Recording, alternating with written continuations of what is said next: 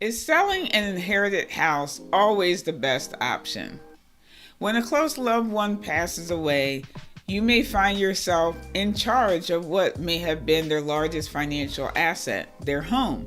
And to some, it may be the easiest and quickest thing to do is just sell the property. You may be worried about spending money out of your own pocket to clear out the personal belongings and start to have to pay utilities and taxes out of your own pocket. Now, in that scenario, you may think it's nuts just to consider just taking the money, selling the property, taking the money, and maybe paying off some of your own personal bills. And in today's video, I will share how you may be able to maximize the value of the inherited property by allowing it to continue to build up equity as a rental property.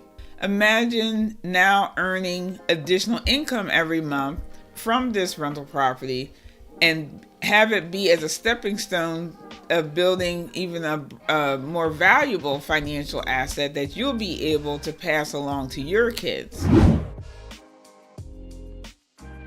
So let's get started. I'm Veronica Woods, and welcome back if you're a returning visitor to the Real Estate Wisdom channel. If you're new, this is where I provide market updates about what's going on in the Delaware and Philadelphia counties, from the rental market to the sales market. I also provide tips about how to manage and build a more profitable rental property portfolio. If you have questions for me, you want to reach out one-on-one, you can feel free to contact me at the info in the description area below this video. We also have some great resources. Sometimes I do some webinars, so you can find out all those details in the description area below. So now let's jump into, I came up with 4, just for lack of coming up with 4 or 10, doesn't matter. So I came up with 4 conditions that if you see, you'll want to seriously consider keeping that inherited property as a rental. Number 1, what is the going market rent? Is it attractive? Is it rising? This is really going to be a critical factor in you deciding to keep the house and imagining, having a profitable rental property from day one. Now, obviously, you have to, do some sanity checking with what's the asking rates on the market today, so you can look on online rental sites and see what the going rate is, particularly in, a 1 mile radius of the property. If it's in the inner city, even a tighter radius around the property. It'll be relative to how much you owe against the property. So if there's a monthly mortgage payment, if the mortgage payment is more than the top rent that you could get, obviously it's going to be a stretch to make it a profitable rental. And you want to look at the rates between a long-term rental or traditional rental or a short-term rental. So I throw that out there because there's some areas where it's more, because of the location of the property, it may be more advantageous to keep it as a vacation or short-term rental. Number 2, the house may need some updates, but not a major rehab. So oftentimes when your first step foot in an inherited property, you have to first make a plan about what to do with all the belongings, and it can be very overwhelming. And I do recommend that you seek out help from other family members, or even if you have to pay someone to help you, like a task rabbit that may help a few hours here and there, that really will help you get through the process faster of just being able to see the house. Because if you can't fully see the house, it's hard to really assess, is it really just cosmetic repairs or are there major damages? Now, depending on if you've never been to the house or not never been to the house, maybe you only been to the house as a visitor, but you never really helped that relative with the upkeep of the house, you may not know a lot about the house. So you want to test or have professionals check on all the major mechanicals, like the heater, the electric, the roof, just to make sure that you don't have any major repairs. Now, in terms of what to expect in terms of a cost of making it rent ready, and that is a term that people use in a property management world, or landlords are making the apartment or home ready for tenants. Generally, any landlord, when they're changing over between tenants, can expect to typically pay in the Philadelphia area between $3,000 to $5,000, and so that's what I typically tell people to budget for, and that really covers maybe a repaint, updating flooring, normal wear and tear, things that generally happen when a tenant has lived in a property for a few years. Now, if the property has sat vacant with nobody living in it for even longer, then you may need to budget for more major updates, and that could run you upwards to $15,000. It depends. Now, if you own the house free and clear, you may be able to use some of the equity from the property in order to pay for the repairs.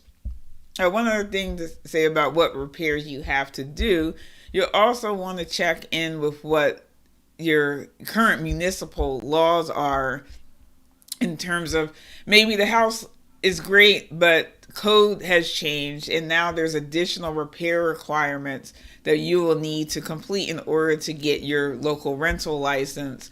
Or, in the Philadelphia area, the counties, each town may have an inspector that actually goes out and physically inspects the property with a checklist.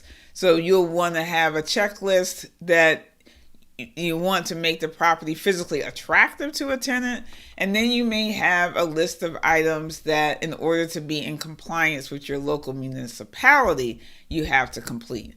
All these things will, again, if it's generally in that cosmetic and minor repairs to respond to a local code enforcer, probably will still make it a good rental.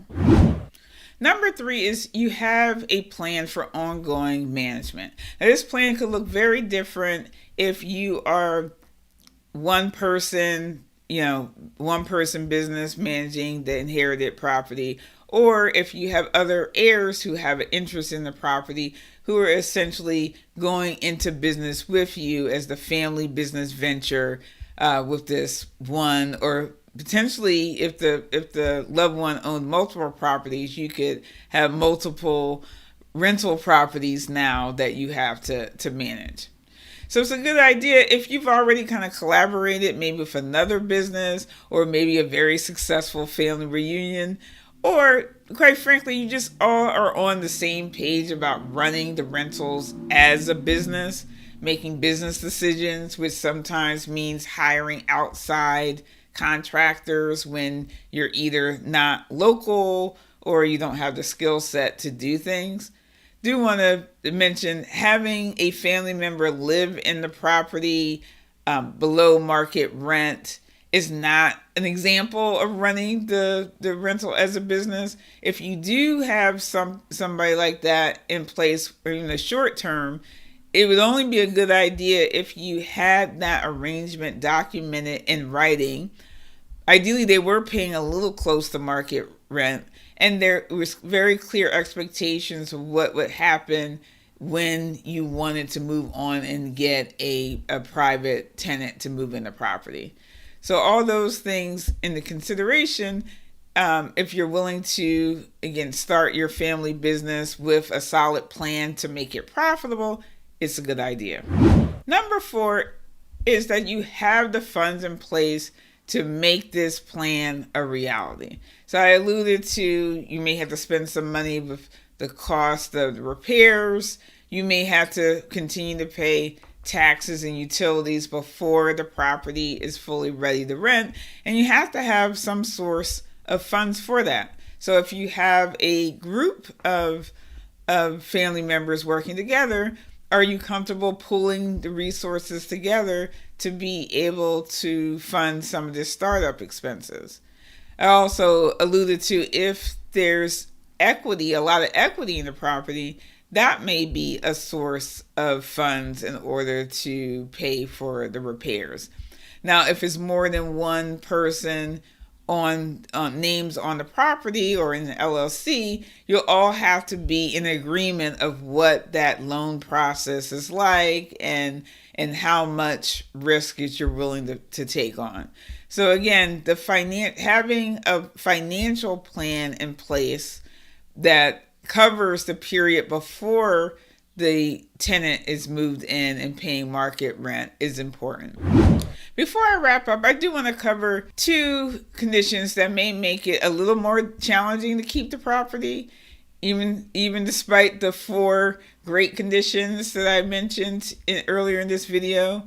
One is if all the heirs do not agree to keep the property or delay cashing out of the property. So obviously there are solutions. You can buy out individual family members, but if it's not enough equity to go around, it may make sense to just sell the property. 2, if the loved one had a Medicare estate recovery lien attached to the property, that means that the besides the mortgage, the Medicare or federal government could have a larger claim on the property, and there just may not be enough equity left after they're made whole. So those are 2 conditions where it may make sense just to sell the property. Again, this video really is all about the option to keep the property, knowing that for some people selling the property may still be the best option. Now, if you want more insight about how to weigh those options between keeping and selling the property, you'll want to watch the video that's appearing on the screen now. And as always, thanks for watching. Happy investing.